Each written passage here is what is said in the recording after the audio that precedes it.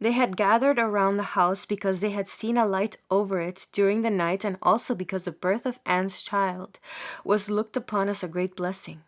Later on, other relatives of Joachim from the valley of Zabulon arrived, also the servants from a distance. The child was shown to all, and a repast was prepared in the house. On the following days, people flocked in numbers to see the child Mary. Her little cradle, which was in the form of a boat, was placed upon a raised pedestal, something like a sawing jack, in the front apartment. The lower coverlet was red, the upper one white, and on them lay the child swathed up to the armpits in red and transparent white. She had tiny golden curls. I saw also Mary Cleophas, the child of Mary Healy, and Cleophas, the grandchild of Anne. She was then a little girl of only a few years. She was playing with the infant Mary and caressing her. She was a stout, healthy child. She wore a little white sleeveless dress, bordered with red, from which hung tiny red balls, like apples. Around her little bare arms were twined rows of white stuff, maybe feathers or silk or wool. The child Mary had also a little transparent scarf around her neck. I saw a great feast in Anne's house. All was gladness. The wicker partitions in the front of the house had been taken away, and a large room was thusly made ready. All around it ran a low table upon which stood plates, glasses, etc., but as yet no eatables. In the middle of the room was an altar covered with red and white, and a stand upon which scrolls were laid. A small basket cradle stood on the altar. It was shaped like a shell, and woven in white and red. The coverlet was sky blue. Priests from Nazareth were present in their sacred vestments. Among them was one robed more magnificently than the rest. Many of the female guests, relatives of Anne, were also in their holiday garments. Among them were Anne's eldest daughter, Mary Healy, espoused to Cleophas, Anne's sister from Sepphoris, and others. Several of Joachim's relatives also were present. Anne was up, but she did not appear. She remained in her chamber behind the fireplace. Enue, Elizabeth's sister, brought the infant Mary, swathed as described, in red and transparent white, and gave her to Joachim. The priests approached the altar, the attendants bearing the chief priest's train, and prayed from the scrolls.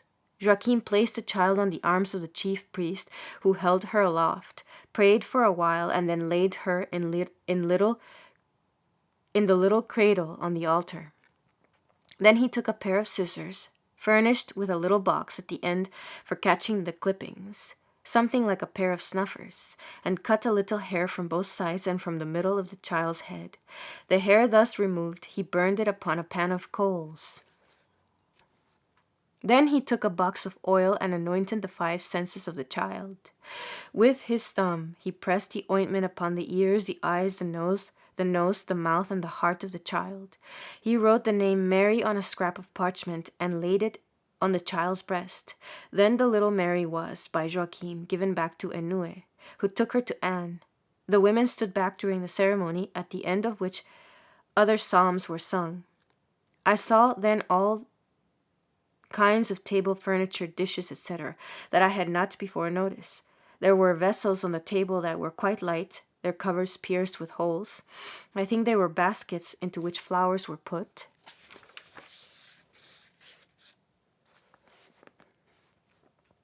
On a side table, I saw numbers of little white rods, as if of bone, also spoons. There were also bent tubes lying on it, but I know not for what use. I saw no more of the meal itself.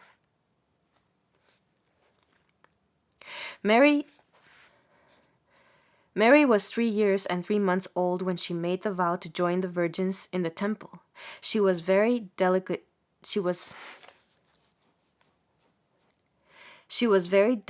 built and had golden hair inclined to curl at the ends. She was already as tall as a child of 5 or 6 here in our country. Mary Healy's daughter was a few years older than Mary and much stronger and stouter. I saw in Anne's house the preparations for Mary's admittance into the temple. It was made the occasion of a great feast. 5 priests had assembled from Nazareth, Sepphoris, and other places, among them Zachary and the son of the brother of Anne's father. They were about to perform a sacred ceremony over the child Mary, a kind of examination as to whether she was sufficiently mature in mind to be admitted to the temple.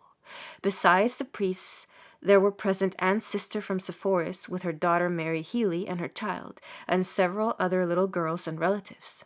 The robes worn by the child at this feast were cut out by the priests themselves, and the different parts quickly sewed together by the women present.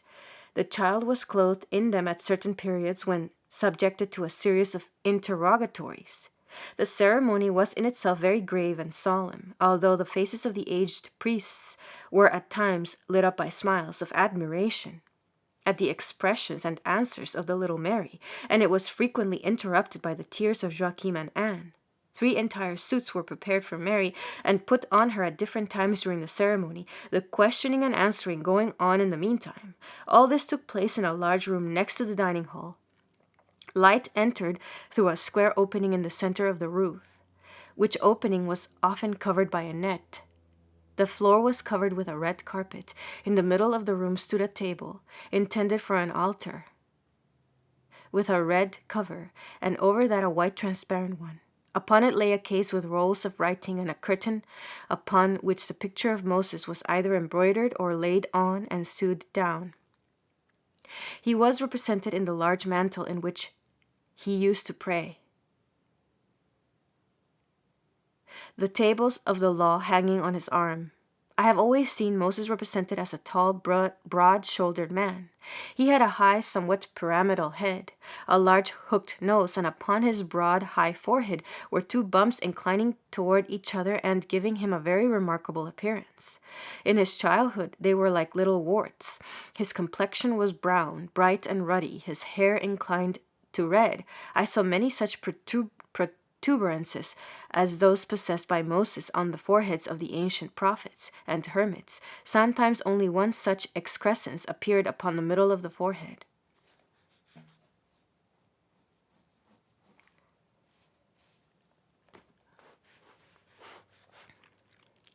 On the altar lay the 3 outfits for the child Mary, along with various materials, etc., presented by the relatives for her dowry. A kind of throne stood upon steps before the altar.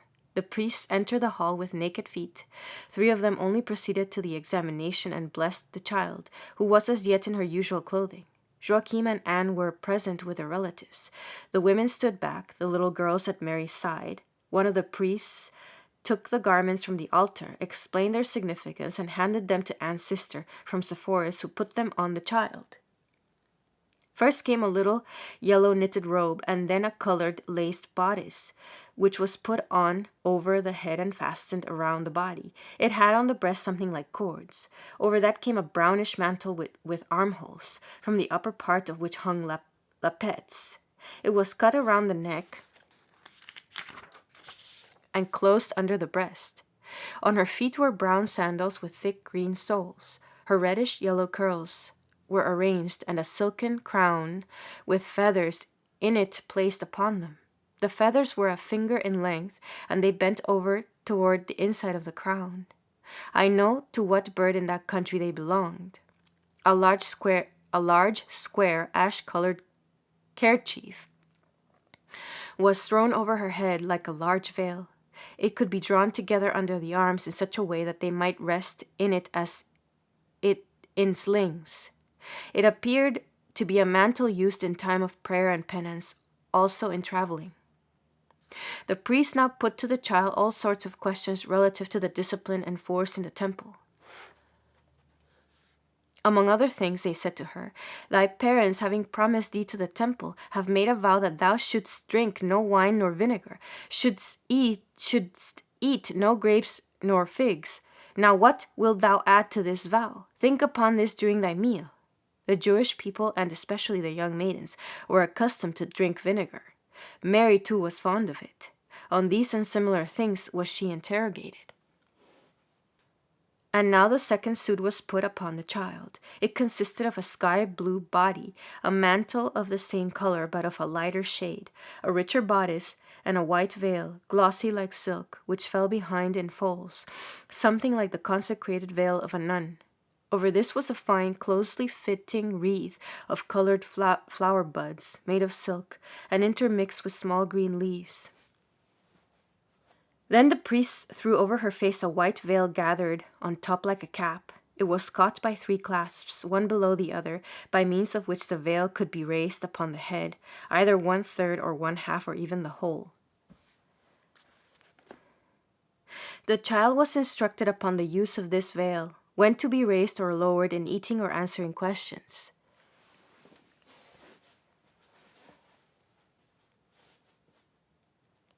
In this array, Mary went to table where she sat between 2 of the priests, the third opposite to her.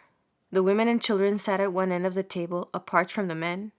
During the meal, the priests practiced the child in many points upon the use of the veil, asking questions and receiving her answers, and also in many other of the customary ceremonies.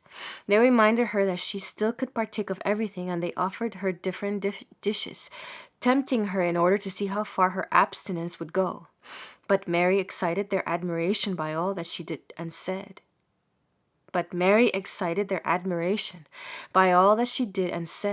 She tasted sparingly of only a few dishes, and answered all their questions with simplicity and wisdom. During the meal and the whole of the examination, I saw angels hovering around her, directing and assisting her in all things.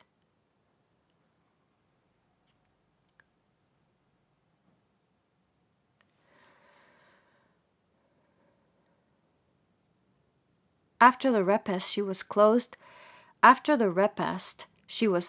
anew before the altar in the next room. Anne's sister from Sepphoris assisted the priest in the ceremony, during which the latter explained the signification of the garments and spoke of spiritual things. The robes now put on the child were the most beautiful of all, a violet blue bodice, and over it a breast piece embroidered in colors. The latter was now fastened to the piece that covered the back, caught to the plaited skirt, and fell below in a point. Over this fell a violet blue mantle, full and magnificent, rounded in the back very much like a chasuble. When it was closed on the breast, it formed puffs on the arms, like arches, wherein they could rest, and yet be exposed to view. It had 5 rows of gold embroidery down the front, the middle one furnished with the buttons or hooks that fastened the mantle. It was also embroidered around the edge. A large changeable colored veil was then put on, which glanced from white to violet blue. Upon this veil rested a crown, closed on top by 5 clasps. It was a thin, broad circlet lined with gold, the upper edge spreading into points tipped with little balls. A network of silk covered the outside, which was ornamented with small roses of the same material, in whose center were fastened 5 pearls. The 5 points also were of silk, and surmounted by a ball. The breastpiece was fastened behind, yet had cords also in front, as if for lacing. Her mantle was caught first over the breast by a crossband, which was prevented from pressing upon the breast ornament by a button with a long shank.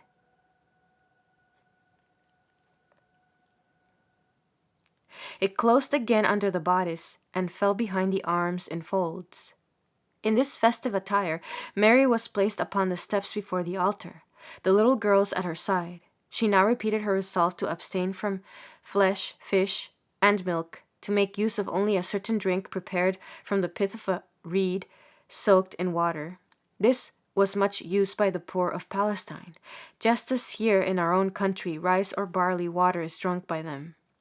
To this beverage, Mary proposed to add occasionally some terebinthine juice. This juice is like a white, viscid oil and is very refreshing, though not in the same degree as balsam. Mary expressed her resolution to refrain also from spices and fruits, with the exception of a kind of yellow berry that grows in bunches. I know them well. Children and poor people eat them in that country. She said also that she would lie on the bare ground and nightly rise 3 times to pray. The other maidens rose but once. Upon hearing this, Anne and Joachim shed tears, and the aged Joachim pressed his child in his arms, saying, "Ah, my child, that is too hard. If thou livest so mortified a life, I, thy poor father, shall never see thee again." This scene was very affecting. But the priests replied to the child that she should, like the others, rise once only during the night, and they laid down other and milder conditions for her. Finally, they said, many of the other virgins enter the temple without a dowry or even wherewith to pay their board. On this account, and with their parents' consent, they engaged to wash the blood besprinkled garments of the priests and the rough woolen cloths. This is a very heavy work, and not accomplished without bleeding hands. But thou wilt never be called upon for such services, since thy parents are able to maintain thee at the temple. But Mary quickly replied that she was ready even for this work, were she esteemed worthy to perform it. At this speech Joachim again betrayed his emotion. During these holy ceremonies I beheld Mary becoming at times so tall that she even rose above the heads of the priests. This was for me a sign of her wisdom and grace. The priests were filled with amazement, at once solemn and joyful. At last Mary was blessed by the priests. I saw her radiant with light, and she stood on the little altar throne.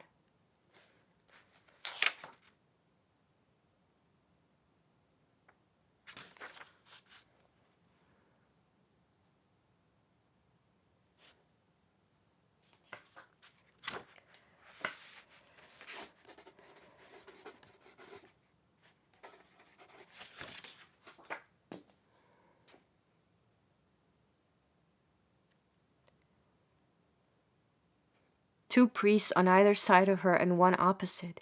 They held rolls of writing and prayed over the child, their hands outstretched above her.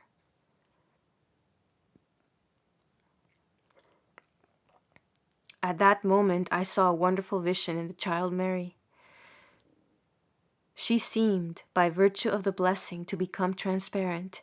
In her was a glory, a halo of unspeakable splendor.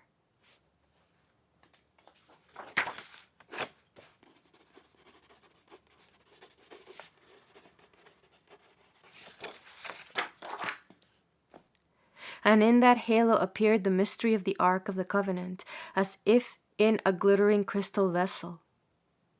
I saw Mary's heart open like the doors of a temple, and the holy thing of the Ark of the Covenant, around which a tabernacle of precious stones of multiplied signification had been formed like a heavenly throne. Going into her heart through that opening, like the Ark of the Covenant into the Holy of Holies, like the ostensorium into the tabernacle. I saw that by this the child Mary was glorified. She hovered above the earth. With the entrance of this sacrament into Mary's heart, which immediately closed over it, the vision faded, and I saw the child all penetrated by glowing fervor.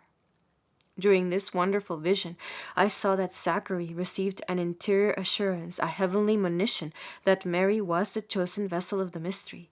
From it he had received a ray that had appeared figuratively in Mary. And now the priests led the child to her parents, and caught her child to her breast and kissed her. But Joachim, deeply affected, reverenced Mary and only took her hand. The elder sister, Mary Healy, embraced the favored child with much more gaiety than did Anne, who was a very serious, practical, moderate, and self-possessed woman. The little niece, Mary Cleophas, acted as any child would and fondly embraced the little Mary. Then the priests took the child again, disrobed her, and led her forth in her customary dress. I saw them standing, drinking out of a cup, and then departing. I saw Joachim, Anne, and their elder daughter busied during the night packing and preparing for a journey. A lamp with several wicks was burning, and I saw Mary Healy busily going about with a light. Some days before, Joachim had sent his servants up to the temple with offerings of cattle, 5 of the finest of every kind. They made a nice herd. Now he saddled 2 of the beasts of burden and loaded them with all kinds of baggage, clothes for the child and presents for the temple. A broad package was laid on the back of each beast and formed a comfortable seat. The baggage was all in bundles. On both sides of one of the beasts, platter-shaped baskets with arched covers were fastened. In them were birds as large as partridges. There were also oval baskets containing fruit. A cover with heavy tassels was thrown over the whole load. 2 of the priests were still present. One was very old. He wore a cap pointed on the forehead and with lappets over the ears. His upper garment was shorter than the under one, and over it was a kind of stole. He had much to do with the child. The other priest was younger. I saw also 2 boys present. They were not human. They appeared there supernaturally and with a spiritual signification. They carried long standards rolled upon staffs, furnished with knobs at both ends. The larger of the 2 boys came to me with his standard unfurled reed and explained it to me.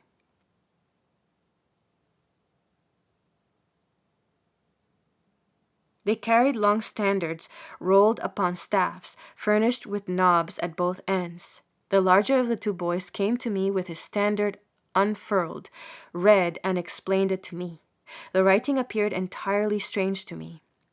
The single golden letters all inverted. One letter represented a whole word. The language sounded unfamiliar, but I understood it all the same. He showed me in his roll the passage referring to the burning thorn bush of Moses. He explained to me how the thorn bush burned and yet was not consumed. So now was the child Mary inflamed with the fire of the Holy Spirit, but in her humility she knew nothing of it. It signifies also the divinity and humanity in Jesus and how God's fire united with the child Mary. The putting off of the shoes, he explained thus, the law will now be fulfilled. The veil is withdrawn and the essence appears.